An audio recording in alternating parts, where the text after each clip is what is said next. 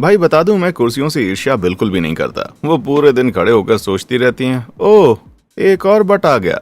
हम में से बहुत से लोग इस 4 पैरों वाले फर्नीचर के पोटेंशियल के बारे में नहीं सोचते, लेकिन शुक्र है कि कुछ बेहतर दिमाग वाले लोग कुछ ऐसे फर्नीचर लेकर आए हैं जिन पर बैठने के अलावा और भी बहुत कुछ किया जा सकता है। तो कमर तोड़ने वाले कॉन्सेप्ट से लेकर कंकाल से बनी सीटों तक बैठ जाइए। मेरा मतलब है सीधे खड़े हो जाएं, क्योंकि आज हम कुछ असामान्य सीटों पर एक नजर डालने जा रहे हैं जो यकीनन आपने पहले कभी नहीं देखी होंगी।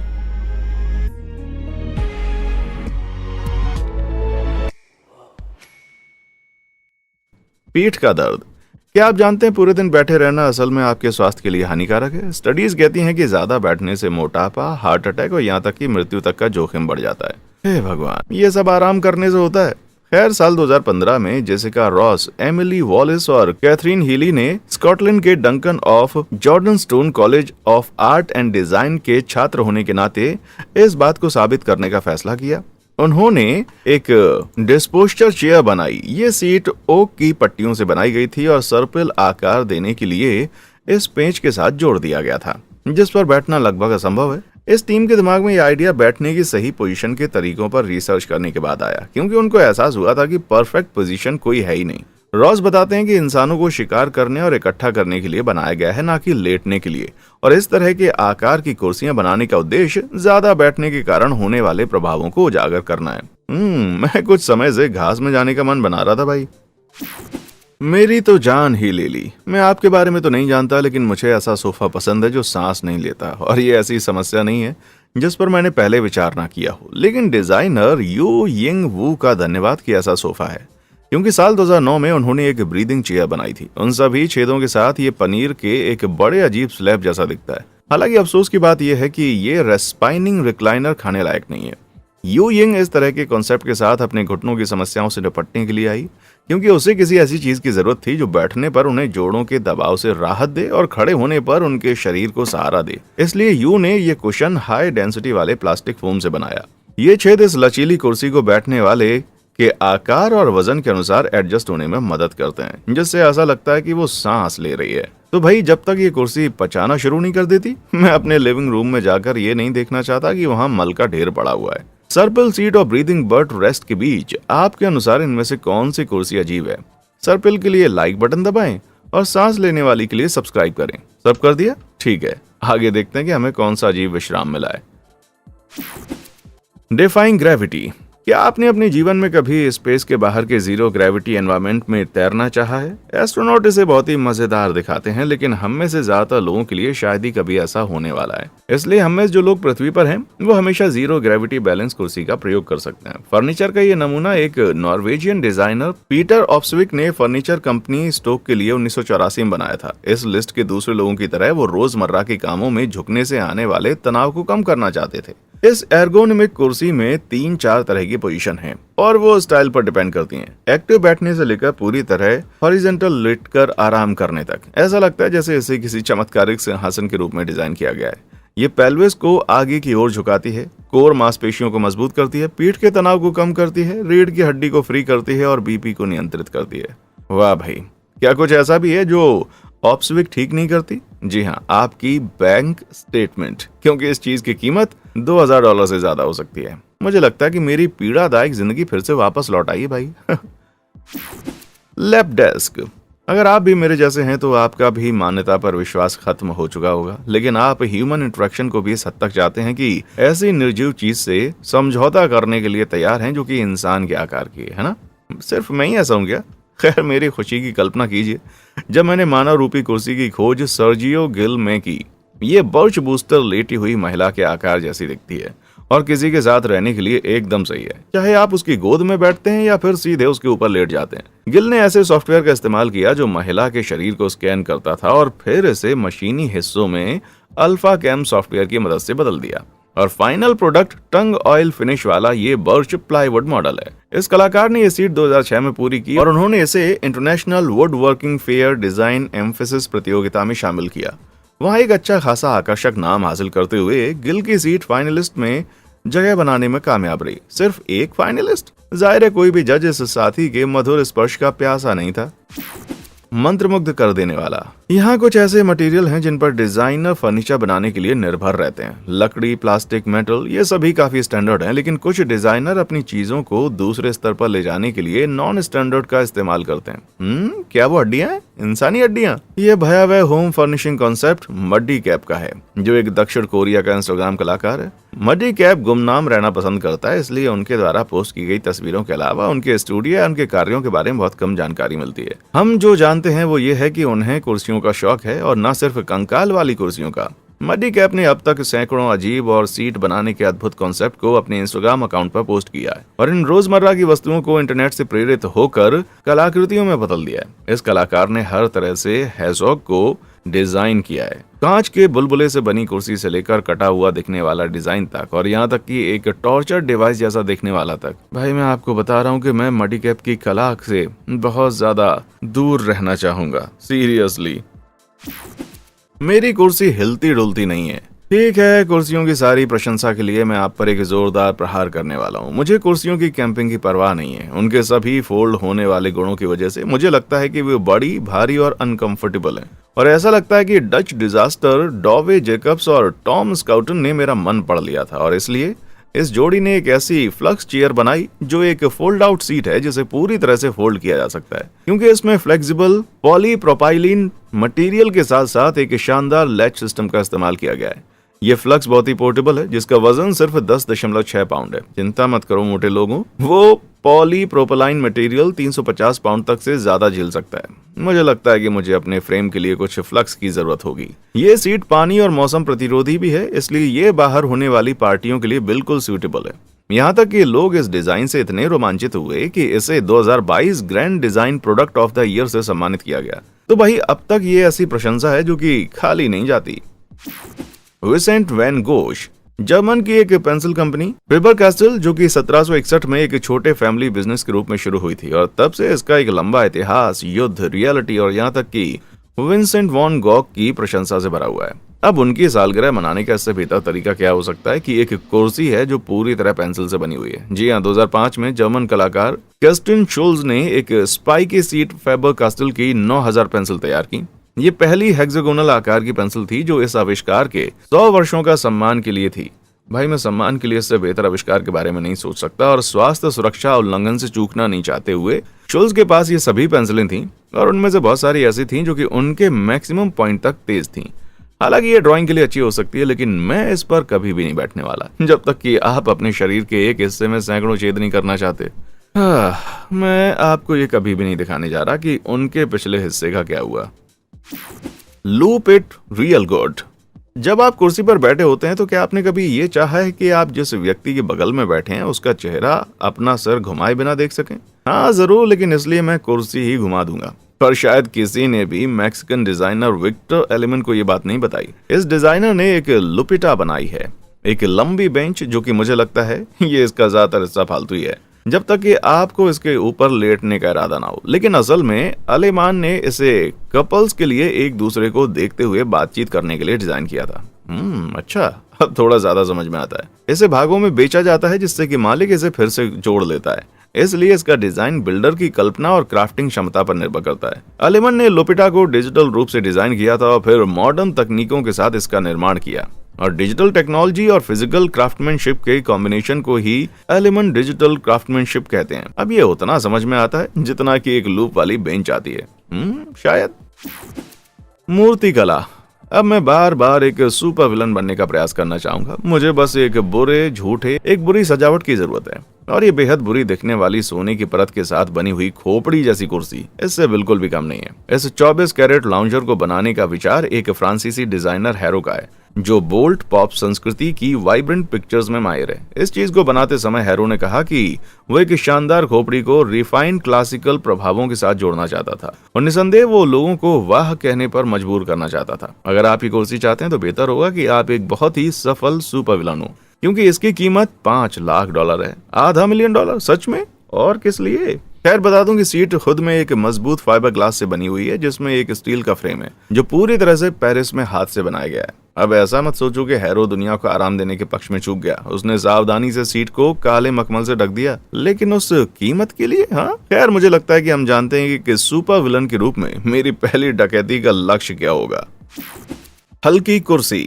आमतौर पर मैं ये नहीं कहता कि खाया जाना मेरे लिए मनोरंजन का विचार है, लेकिन इन कुर्सियों को देखकर मेरा मन बदल सकता है। ये राक्षसी अद्भुत सीटें दक्षिण अफ्रीका के डिजाइनर पोर्की हेफर ने अपने मॉन्टेरा डिलिसियोसा कलेक्शन के हिस्से के रूप में बनाई थी। यहाँ ओरका और एंगलर फिश के घोंसले छत से लटक रहे हैं, जहाँ कोई भी बैठने वाला जैसे इन जानवरों के मुंह के अंदर जाकर आराम कर सकता है। ये अजीब लग सकता है जब आप टीवी पर सीलों को हत्यारी वेलों द्वारा निगलते हुए देखते हैं, पर वो कभी भी शांत नहीं दिखती।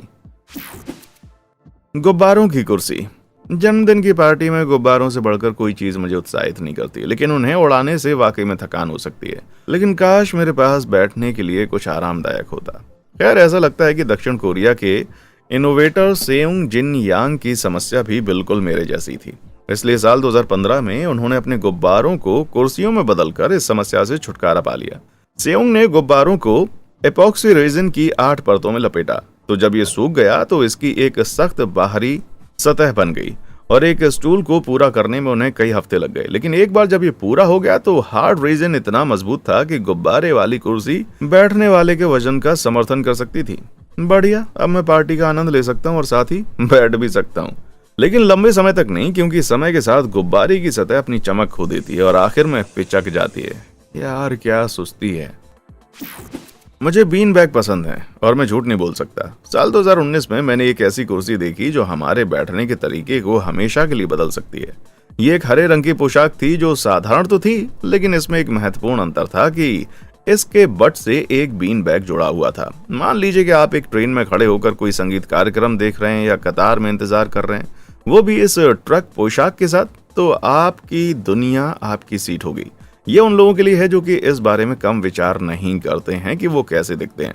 ये suit cotton, polyester, fibre, mix और पॉलीस्टीरीन गेंदों से बना है, जो काफी आराम प्रदान करता है। बताया जाता है कि इस बीन बैग सूट को थिंक गीक द्वारा $89.99 में बेचा गया था, जिसके बाद कंपनी बंद हो गई। पर मुझे आश्चर्य है कि क्यों।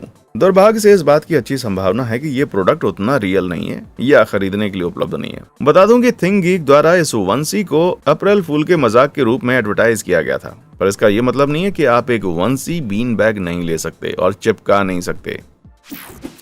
स्वर्ग की सीढ़ियां।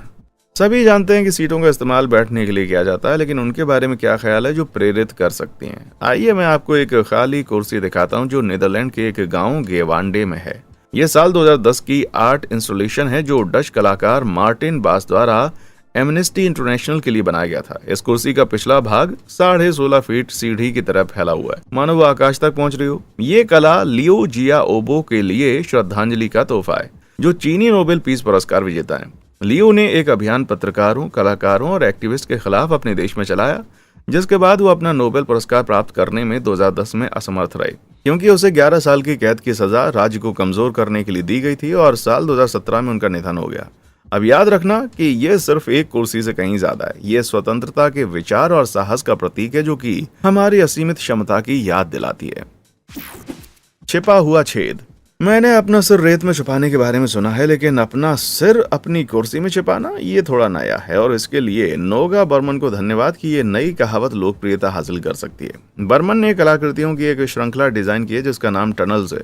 ये कुछ प्यूज हैं जो मेटल ट्यूबों और लकड़ी की नक्काशी से बने हैं। इनके चारों ओर इलास्टिक बैंड लगाए जाते हैं और पिछले अच्छे वेलक्रो से बांध दिए जाते हैं। ये चीजें सिर्फ आराम करने के लिए नहीं है, वे अंदर से खोखली हैं और ढीले मटेरियल का मतलब है आप सीट के अंदर जा सकते हैं और गायब हो सकते हैं। ये उन लोगों के लिए जो कमरे में रहना चाहते हैं लेकिन असल कमरे का बिना पता चले। पता चला कि बर्मन बच्चों की चित्र पुस्तकों और बच्चों से लुका छिपी खेल से प्रेरित थे। बच्चे? मैं तो अभी मिसेस वाव फैक्ट से छिप रहा हूँ। कुर्सी के बिना कुर्सियां।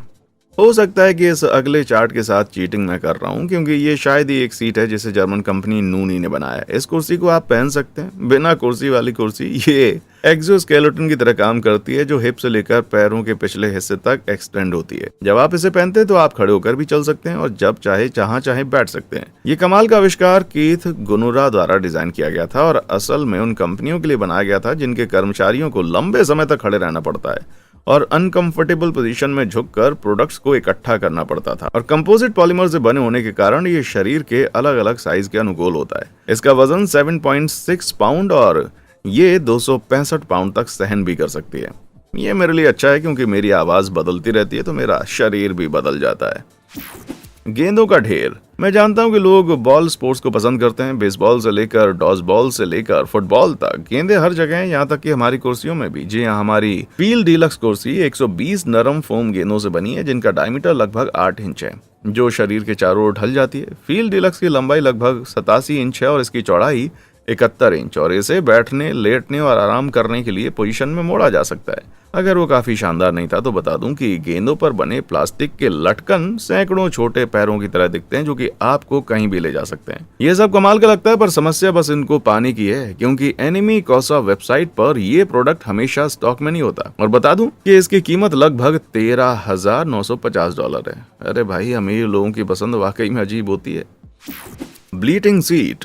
बात है साल 2022 की। फेसबुक पर पेल सिटी अल्बामा के एक पोस्ट आया कि टैक्सीडर्माइज्ड भेड़ से बनी कुर्सी बेच रहे हैं। जिसने भी इसे खरीदा उसका स्वाद वाकई बहुत बुरा है। विज्ञापन ने बड़े ग्राहकों को विश्वास दिलाया कि सीट कोई शापित नहीं थी। ये नहीं कह सकता कि मैं कन्विंस्ड हूँ, पर ये चीज ऐसी दिखती है जैसे आप नेक्रोनोमिकॉन में थुलू से टकरा गए हो। मानो एक कुर्सी द्वारा आपकी आत्मा को निगल जाना इतना बुरा नहीं था कि उस पर उसकी कीमत $2200 हो गई। हालांकि सभी अच्छे रहस्यों की तरह इंटरनेट पर इसकी उत्पत्ति की भी कई कहानियां हैं, जिनमें सबसे ज्यादा विश्वास करने लायक ये लगती है कि इसे ऑस्ट्रेलिया के सिडनी में national institute of dramatic art के एक छात्र ने बनाया। कहा जाता है कि भेड़ जैसी राक्षसी कुर्सी मिड समर नाइट्स ड्रीम के लिए एक सहारा थी और अब इंस्टीट्यूट की लाइब्रेरी में स्थित है। तो वो फेसबुक विज्ञापन बहुत हद तक एक धोखा हो सकता है। कौन जानता है कि ये चीज कहां से आई या फिर अब कहां पर है, जब तक कि ये मेरे पास नहीं है। शानदार तंबू। ठीक है, आइए इसी सूची पर गौर करते हैं। क्या आपको पता है कि उस भयानक वाक्य से मैं आपको क्या दिखाने वाला हूँ? ऑक्टोपस चेयर को हेलो कहो, जिसे एक स्पेनिश कलाकार मैक्सिमो रीरा ने डिजाइन किया था और यूके में तैयार किया था। ये सीट निश्चित रूप से एक फिसलन भरी ग्राहक थी, जिसके लिए 30 से ज्यादा पेशेवरों की एक टीम की जरूरत थी जो 4 अलग अलग कंपनियों से थे। इसके डिजाइन के 15 भागों में से हर एक को कंप्यूटर कंट्रोल्ड मिलिंग मशीन द्वारा तैयार किया गया था, जिसके बाद इसके असेंबल, जोड़ने और पेंट का काम हाथ से किया गया। मुझे आशा है कि उन्हें किसी भी प्रकार की कठिनाई का सामना नहीं करना पड़ा होगा। हाँ, जैसे कोई टेक्निकल।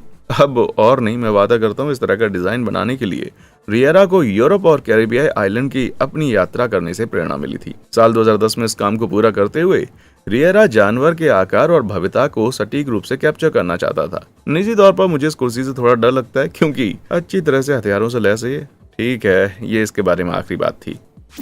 इन्फिनी सीट। मुझे यकीन है कि आप सभी क्रिस्टोफर नोलन की मनमोहक ब्लॉकबस्टर फिल्म इंसेप्शन के बारे में जानते होंगे। इसमें हर प्रकार के पागलपन भरे दृश्य हैं और विवियन च्यू की ये कुर्सी भी इसी का हिस्सा लग रही है। मुझे MC एस्चर की किसी बात की याद दिलाता है। ये एक और कलाकार जो दिमाग पिघलने वाले भ्रम के लिए प्रसिद्ध है। विवियन ने एक राख आधारित सीट 2011 में बनाई थी, या यूं कहें कि उसने 10 फ्रेम बनाए और हर एक का आकार दूसरे से छोटा था।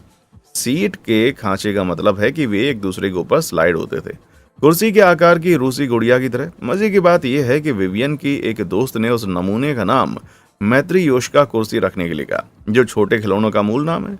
विवियन को यह विचार Rhode Island school of design में पढ़ाई करने के दौरान आया था। वे पहले स्क्वायर के अंदर स्क्वायर को चित्रित कर रही थी, जिसके बाद उसने कुर्सियों के भीतर कुर्सियों को सोचा। काश मेरे दिमाग में इतनी प्रभावशाली चीजें आती जब मैं दिन में सपने देख रहा था।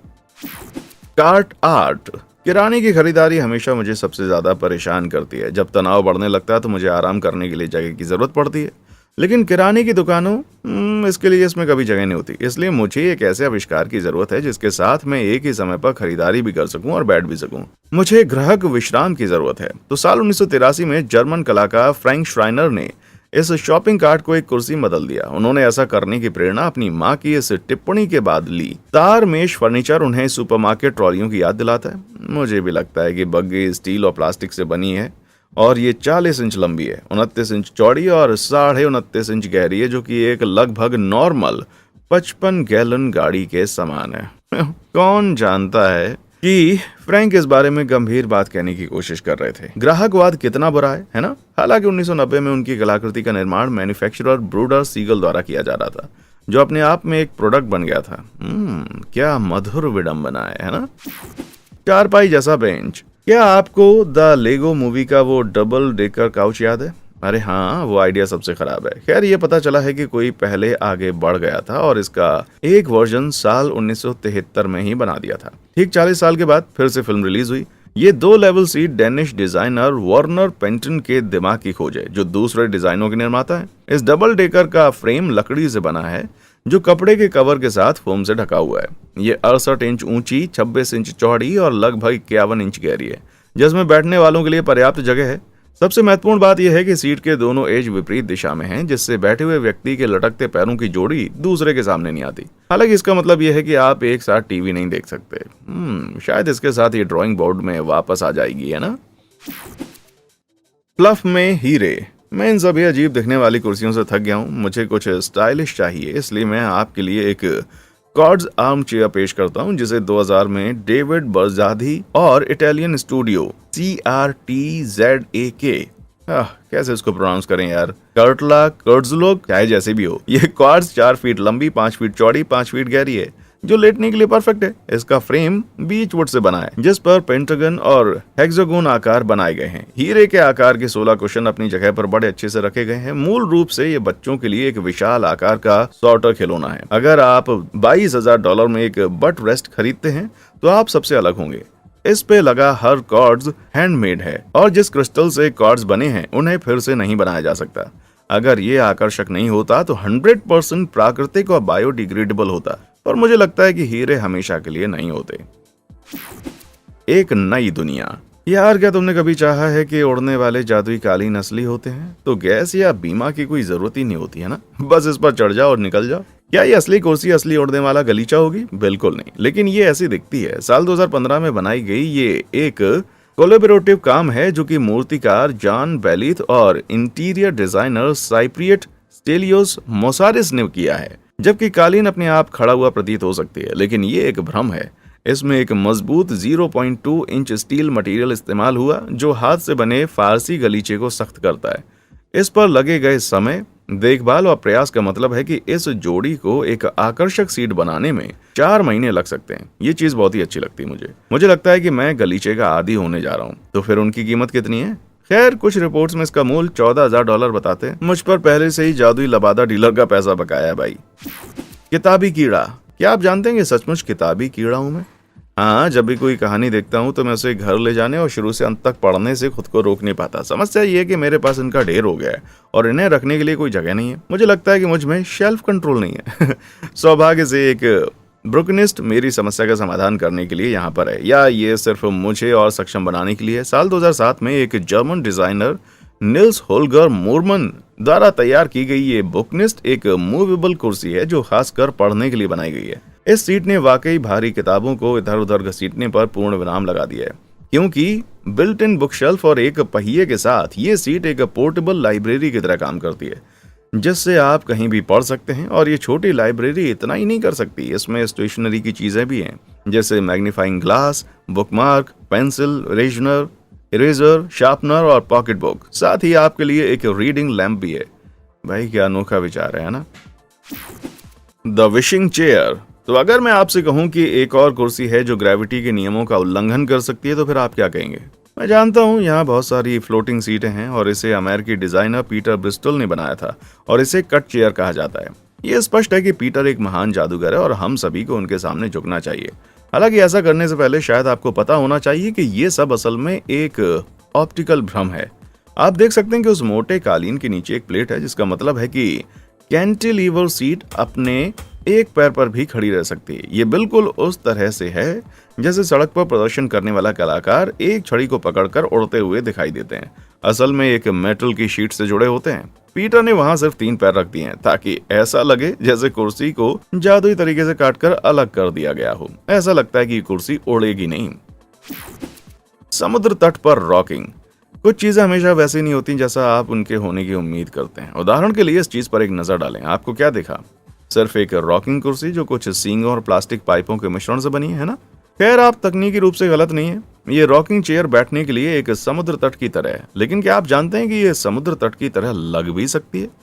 जब आप उन सींगों में रेत डालते हैं और धीरे से हिलाते हैं तो ऐसा लगता है जैसे आप समुद्र के किनारे आराम कर रहे हैं, क्योंकि रेत के किनारे से टकराने वाली लहरों की आवाज आती है। इस सीट का निर्माण दक्षिण कोरिया के एक डिजाइनर जुनुसु किम और जोगियो चोई ने किया, जिन्होंने नीदरलैंड के तटों पर समुद्र तट की ध्वनियों पर रिसर्च की थी। भाग्यशाली दोस्तों, मुझे अच्छा लगेगा कि मेरा काम मुझे तट पर ले जाए, जो वाकई मुझे सहारा देगा। आप अपने घर में इनमें से कौन सी कुर्सी रखना चाहेंगे, या इनमें से कोई ऐसी भी है जो हम दिखाने से चूक गए? मुझे नीचे कमेंट सेक्शन में आकर बताएं। और हाँ, देखने के लिए शुक्रिया।